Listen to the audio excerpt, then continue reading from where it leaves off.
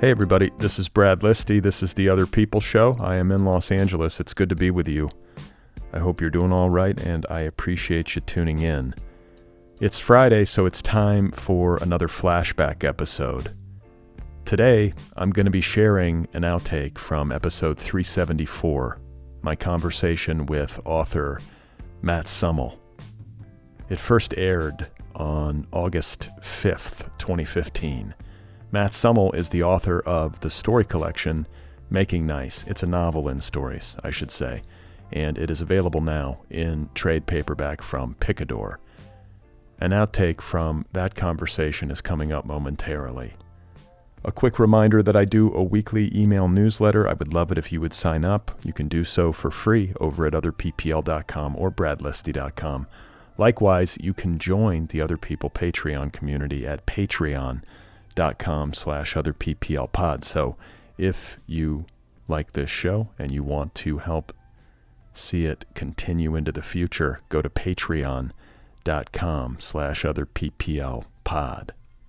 Today's episode is brought to you by Pelicanesis Press, publisher of Mountain Lion Blues.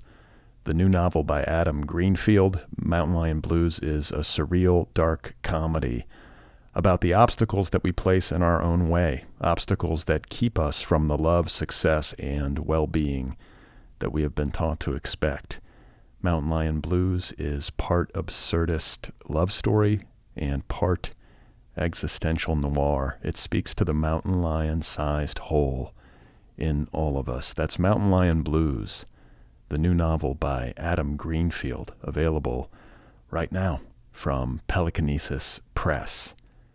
Today's episode is also brought to you by Abrams Books, publisher of Idlewild, a darkly funny debut novel by James Frankie Thomas. Idlewild is set at a Quaker high school in Lower Manhattan. This is a campus novel. It's a book about complicated relationships, and it takes a very fresh angle on queer and trans identity. The story involves Faye, who is prickly, aloof, and obsessed with gay men, and Nell, who is shy, sensitive, and obsessed with Faye. The two of them bond fiercely over being outcasts, and then during rehearsals for the fall play, they notice two sexually ambiguous boys. The pairs become mirrors of one another, and they drive each other to make choices that they will end up regretting for the rest of their lives. Idlewild is the official September pick of the Otherppl Book Club. It nails the heartbreak of being a theater kid and the humiliation of growing up. That's Idlewild by James Frankie Thomas, available now everywhere books are sold from Abrams Books. All right, so it is time for today's flashback. Again, you are going to be hearing an outtake from episode 374, my conversation with Matt Sumell. It first aired on August 5th, 2015.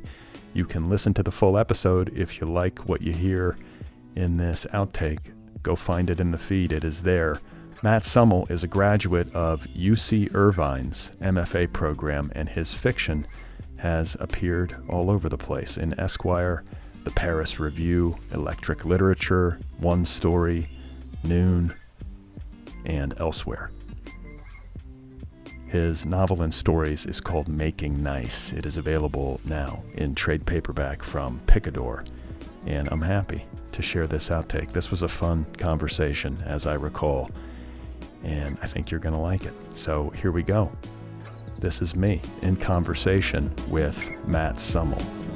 My process has changed a lot. Like from when I started, I think I was editing as I went, which was crippling. Like I'd write a sentence and then I spend, hours trying to make that sentence right before I move on to the next sentence. And I didn't give myself permission to suck. Plus, you're tearing stuff down that you don't even need. Before you have it, because I think this is the thing. Like, you wind up either making the writing overwrought, or you never give yourself a chance to make any progress. Like the thing is just constantly caving in on itself because you keep knocking it down. Right. Yeah. Yeah, That's what I do. That's what I do. That's what I'm doing right now. Yeah. Yeah. For this Esquire story, I'm like months late on. You write for you've published a lot in Esquire. A few. How did that happen? Well, after they rejected me, because they rejected a lot too. You were just slush piling, just sending them in. Yeah, actually, it was Mark Richard who's. Wait, was it Mark Richard who sent it to Esquire? No, he sent it to Harper's. He sent a story to Harper's. I think I was. Yeah, I mean, initially I was slush piling everywhere, and I started getting lucky. Actually, it's a really interesting story. Again, Mark Richard, when I first started sending stuff out, he was like, Matt, I started at the top and I never looked back. I never looked back. I published at Harper's first or something like that, or somewhere up there. And I was like, okay, that's what I'm going to do, man. I want to start at the top and never look back. I'm just going to, And so I started just accumulating rejections very quickly. So what's embedded in that advice? The advice is don't bother submitting to the littler places. Go for the big fish. That I think he was just telling me what his path was. I think that's a pretty good path. Yeah, it's a great path if you're that talented. Yeah. And so I had that in mind, and I kept submitting my stories to places who had no interest in me whatsoever. And then a friend of mine named Hugh Merwin, out in New York, just handed my stories to some friends of his at Brooklyn College who were running the Brooklyn Review, and they wanted one. And I was like, no, man, I'm starting at the top and I'm never looking back. No way you can't have this. I didn't even submit this. No way. Yeah. And then I asked Mark, he was persistent. And then I asked Mark what he thought. And he goes, don't be an idiot, Matt. Of course you give it to them. They're in New York, and you never know who they're going to be. They want your story. They're going to be grateful for it, and you never know who they're going to become. Those guys went on to start Electric Literature. Oh, my God. Yeah, Andy Hunter and Scott Lindenbaum. Yeah. And they've been champions of mine ever since. So they published me in Electric Literature. They introduced me to, or introduced my work to Lawrence Stein at the Paris Review. They introduced me to my agent, Nicole Araji, who, good agent. Great agent. Amazing. And she... I don't know. I think that's what happened. Esquire had said no to a couple of things on my own, but when she submitted it, they seemed to take a renewed interest. That's where it makes a difference. It does. Because they have those relationships, and certain agents, I feel like, they have that kind of reputation. If they're representing something, people are going to pay attention because they know it's going to be of a certain quality. Right. So I've been tremendously lucky with having her. Okay. Well, let's go backwards. Okay. Okay. Well, first of all, where are you from? You sound like you're from back east. I am. Yeah. I'm from Long Island, All right. New York, a little town called Oakdale. And how was that growing up? I loved it. It wasn't. I don't think it's the typical Long Island. Maybe it is. I don't know. There were meatheads around and stuff like that. But like you into Billy Joel? Is it that kind of thing? Yes, I just made one. I made a playlist for Large Hearted Boy. Billy Joel's on there. Mr. Long Island himself. He tried to kill himself with Lemon Pledge once or something. Yeah. But it was I read about that in an interview he did, and he was like. He tried to downplay it. He was like, it was kind of a weak attempt. It wasn't. He didn't come close. Kind of drank some Pledge and then just felt shitty and maybe went to the doctor. Yeah, or whatever. Because of some early thing he released wasn't a huge success. Yeah. But did you read that New Yorker profile of him recently? No. How he's doing that concert once a month in Manhattan down at Madison Square Garden. I didn't know this. And it's a chopper picks him up at his Long Island mansion, flies him into Midtown. It's because he can't drive anymore. Well, he can, but. He doesn't need kept to. wrecking his car. Right, or his motorcycles or whatever. But yeah. The point is that he lives this really sort of placid. I mean, guy's 60, 65 or something, years old. So he's slowing down. He lives a very placid, slow, easy life, 29 days a month. And then one day a month, a chopper picks him up, takes him into Madison Square Garden, and he compared himself to Genghis Khan or something. You walk out there and there's everyone's. I mean, it's a pretty good gig. It's a great gig. I really like the profile of him that Howard Stern did. How he's on Stern all the time. Yeah, but didn't he do something for the Howard Stern birthday celebration? Of course. Yeah, he was on that. I remember that. Yeah, and then they did a whole Billy Joel show where all these other pop artists sang Billy Joel songs and stuff like that. I don't know. Yeah. I grew up listening to Billy Joel. He's in all the jukeboxes and all the bars I used to hang out in. And right. Well, okay. It's nice to hear you. It's nice to hear you embrace, because I feel like sometimes people, they grow up in a certain place and there is a artist or a kind of music that's connected to that region, and I feel like people either accept it or reject it. It doesn't seem like there's usually a middle ground. It's they either embrace it or it's fuck that guy. I don't want anything to do with that. I think I've probably been a little bit of both over the years, but like looking back now, I'm like, no, I like this stuff. I think Chuck Klosterman wrote like a definitive essay on like the appeal of Billy Joel to, and I think it's like my generation. We're the same age, like we're 39 years old. Like there was something about that he wrote, and I'm paraphrasing badly, that, about why Billy Joel was appealing to young men, in their early adolescence, in like the late 80s, early 90s, or whatever it was, mid 80s. Right. But like there was a period in my life, I bought every single Billy Joel album, and I had it on cassette tape. Cassette, and I knew everything about him, every word to every one of his songs. Uh-huh. What is it about his music that appeals? It's catchy, man. I don't know. And Angry Young Man. I mean, Captain Jack. Captain Jack will get me by tonight. Downeaster Alexa. He started to lose me when he got into Stormfront. Like Downeaster Alexa, that was where he started to like wear sunglasses all the time. I was like, what is he doing? Uh-huh. Did a lot of cocaine in the 80s. Okay. I think he did. Well, seemed like a lot of cocaine. Why not? Yeah. Billy Joel. Billy Joel. Well, now Gene Ween is singing Billy Joel songs. Did you see this? No. He's like, he goes out, they look alike now. And wait, who's Gene Ween? From Ween, man. Oh, from Ween, okay. Yeah. Gene Ween and Diener Ween. Okay. But, they broke up. Yeah. So no, I think Gene Ween is singing Billy Joel covers. That's it? I think. As a thing. As a thing. Okay. And it's good, and there's video of it on But YouTube. you know what? There's going to be room. I find that there are certain like musical acts, like you ever seen Super Diamond?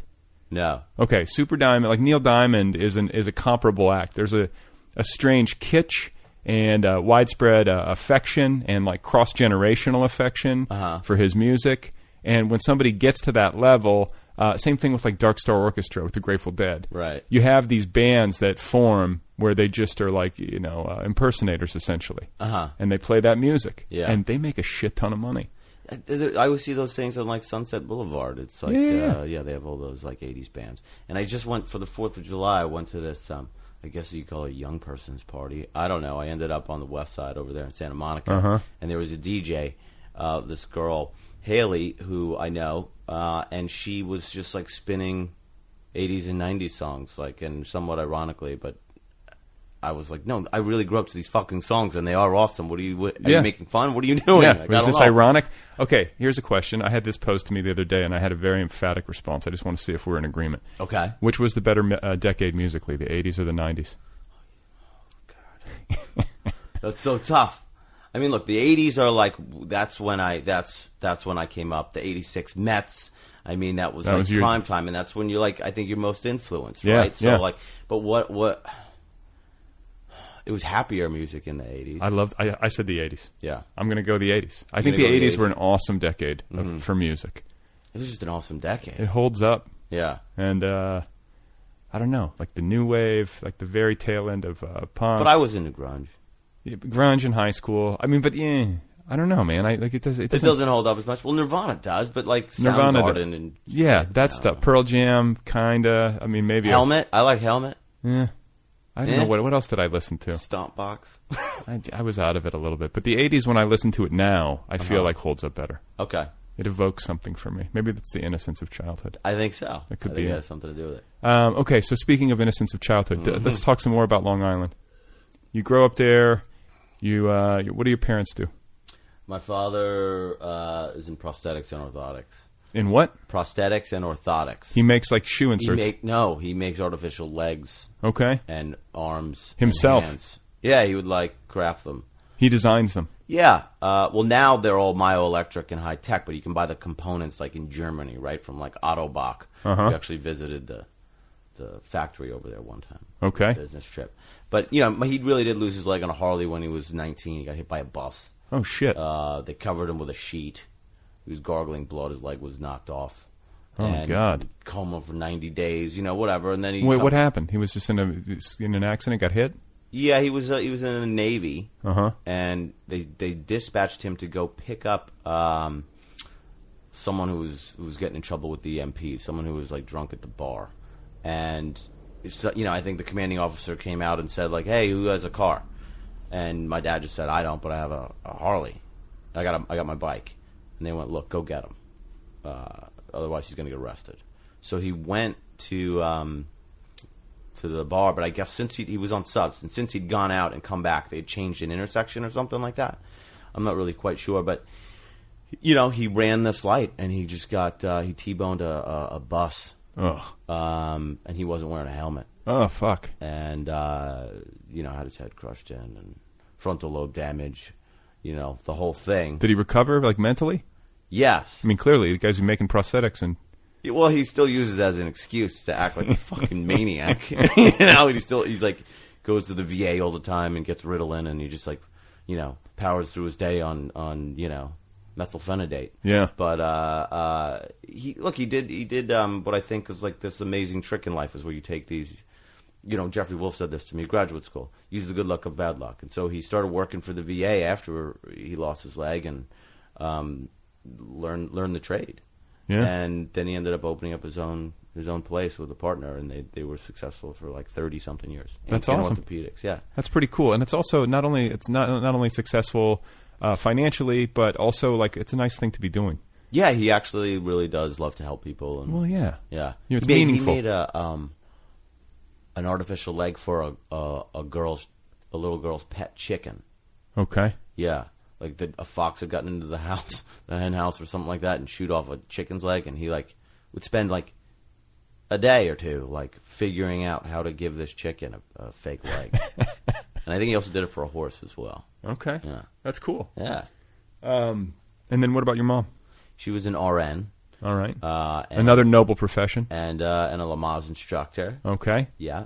So there was always like ladies around the house, pregnant ladies around the house, and breathing, and coming back later with like to show off what came out of them. And you know any Lamaze, or did you pick up anything? I'm getting ready to go in. I could use some of this. We don't do this anymore. Like my wife does. We didn't take Lamaze or anything. No, I don't know anything. I just remember there was like weird dolls around where you could like, pull a baby out of a fake vagina, stuff like that. It's still there. Like a lot of it's still in the house where I grew up. Okay. But yeah, and then she also became a nurse investigator for New York State. What does that mean? She investigated doctors for malpractice on behalf of the state. All right. She'd done this when she was like 18 or something like that. Was a nurse in mostly like emergency rooms, like trauma nurse, and sort of had seen everything, and this was her whole life. She was really bright, and so she knew her stuff enough to where she would like go in and sort of ask the right questions and investigate these doctors. And there's a lot of really shitty doctors out there, and so there's a lot of cases. Okay, so I've talked about this on this show before when it comes to the medical profession, but it's one of these professions that's sort of like an automatic conference of goodness and legitimacy happens when you get that degree and you get that MD, but not all doctors are created equal. The profession is, I don't know. I guess I have some antipathy towards that set of circumstances. Like, because I've been through chronic pain, with my back, and I've gone in and like seen doctors, and like, right. It's clear that these guys are just cashing checks. Like, they don't know how to fix it, but they're gonna tell you that they do, or they're gonna say, let's cut you open, or something like that. Yeah, take this pill. Yep. Right. Let's do this. Yeah. Let's just try. They're just like, yeah, whatever. Let's turn it over. It's like turning tables. Well, I go and I'm a pale, white guy, so I go into the dermatologist. I try to be like, I want to do the right thing and like take care of myself. So I'll go in and get a checkup to make sure I don't have any like, skin cancer or anything. Right. But then it's like once they know you're coming in, I feel like they're always cutting stuff off, and it's like, did that really need to come off, or are they just like making their money and they got big student loans to pay off. Come back in 6 months. I don't know. No, it is. It does seem like big business, and I've definitely had like really good experiences, and I think pretty terrible ones. Yeah. So your mom was investigating people for malpractice, and yeah. In fact, one of them, I sort of helped her out. I shouldn't say this, but because I don't think it was legal, but she's dead, so it's okay. There was I guess really early on, probably the 90s or the early 2000s. Like one of the first guys doing like penal enlargements or something like that. And she was like, "Why don't you call and pretend to be an interested client?" And how old were you? Mangling. How were you? 8 years old? I was in college. This was last year. And she. So I called, and it was like this really weird scenario. So where you call, and then they go, "Okay, we're going to call you back," because they wanted to check your phone number and that you were like a real like where you were calling from. Okay. And it was this whole weird back and forth thing that had to happen where I had to try to like prove my sincere interest in this. And that Why? I wasn't, because I think they already knew that they were under investigation. Oh, okay. And they were, it's like the person who killed Kanye West's mom or something. It was like some fucking quack who didn't know what the hell they were doing, and then and just was like mangling dudes' dicks. Oh my god. on a regular basis. Yeah. And so my mom was like, "Yeah, this is my latest case. Maybe you can help me figure something out." Did she take him down? I have no idea. No idea. Yeah. Maybe he's still out there. He's good. Still out there. making mangling penises. Yep. Okay, so any siblings? Yeah. Okay. We got an older sister and a younger brother. So right in the middle. Right in the middle. I'm a middle child. You're a middle child. Yeah. They say it's got something to do with it? I don't know. They say middle children. I've always heard like negative things about being the middle child. Like you're starved for attention. You're the overlooked one. Yeah. You're not the oldest, so you're not like the shining right, star. That's why I act out. Is that right? I don't know. I don't know either. I never felt overlooked, which is maybe a credit to my parents. I never felt overlooked, but in hindsight, I probably was overlooked. You were? I don't know. But don't you think like the third kid or something is always the best one, or the baby? I think my little sister, when I assess us today, has a certain. There was a looser approach by my parents when she was younger. Like she got to live with my sister when she was in high school. My parents moved, and she wanted to finish high school where she had been. They just let her live with my sister for the last year and a half. They would have never let me do that. Let this be a lesson to you as a father. Yeah. Just leave them alone. Just leave them alone. Just don't even talk to them. Don't give them all of your anxieties. Right. Right? Just be like, I don't know. Hope you live. Don't transfer. No, but I'm serious. Like I say this to myself repeatedly. Like what I do, way more important than what I say. Like lecturing, talking, teaching, that impulse as a parent is strong, but it's more important to just live it. Just be like a living example of what you hope your kids will turn out to be. Oh, no. What? I can never have children. It'll be... it's challenging. It'll be fucked up. Yeah. Yeah. It's hard. I mean, really, and you fuck up a lot. Like, it's inevitable that you will, I think. And you just have to try to, have more hits than misses. I honestly think, and maybe this is why I guess what I realize about myself is that I've had tremendous anxiety for a long time. Like debilitating, like diagnosable or clinical anxiety. I don't know if it's... Yeah, I've been... Well, people ask what I'm working on now, and I'm always like, my mental health. Right? Like, I have some money to go to the therapist. And really, what I've sort of figured out in the last year and a half going for 2 hours every week was oh my God, everything I've ever done is because I was like tremendously anxious. The reason I drank, like a maniac. You sober now? No. You still drink? Yeah. Yeah, of course. I'm still anxious, man. No, but I've cut back. Yeah. Why I would like get up and run, before school, or would I like take 8 o'clock classes in college and before that wake up at 5 and run 7 miles, Wow. and come back and smoke cigarettes. Uh-huh. Why I jerked off like a fucking maniac. Okay. Why you do any of these things is I was like, oh, I guess I just had really tremendous anxiety. All right. So here, because then I'm anxious too, because I have to like exercise to be sane. I don't know, are you one of those people? Yeah, of course. That's not that bad. No, that's not bad. I mean, I guess like the anxiety would be great if I wasn't as anxious and I didn't maybe need it, because I do feel on a certain, like especially certain days, I'll be like, if I don't do something physical, right, I'm just going to not be a good person today. Yeah. I'm going to have a hard time. Or I do it. I go, if I don't do something physical, I'm going to be a worse person than the not good person that I'm going to be anyway. Right. I'm going to take it to the next level. Yeah. Yeah. Uh-huh. All right, everybody, there we go. That is an outtake from episode 374, my conversation with author Matt Sumell. It first aired on August 5th, 2015. You can find Matt Sumell on the internet at mattsumell.com. He's on Twitter. He's on Instagram. His novel and stories is called Making Nice, available in trade paperback from Picador. Don't forget to subscribe to this show wherever you listen. You can also subscribe on YouTube. Follow the show on social media, TikTok, Instagram, Twitter, and Blue Sky. Sign up for my free once-a-week email newsletter at otherppl.com or bradlisti.com. And if you want to join the Patreon community, please do that over at patreon.com/otherpplpod.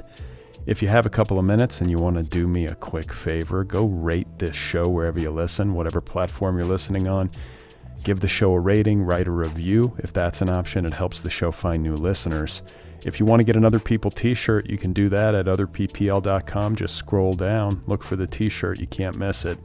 And finally, a plug for my latest novel. It's called Be Brief and Tell Them Everything, available now in trade paperback, ebook, and audiobook editions. I narrate the audiobook, so I'll read it to you. It's called Be Brief and Tell Them Everything. Okay, so coming up on Sunday, there will be a new episode, another conversation with another author, but I can't tell you yet who it is because I don't have it in the can yet. So it's TBD. I'm too superstitious to make any guarantees until it's done. So you're going to find out on Sunday. Stay tuned.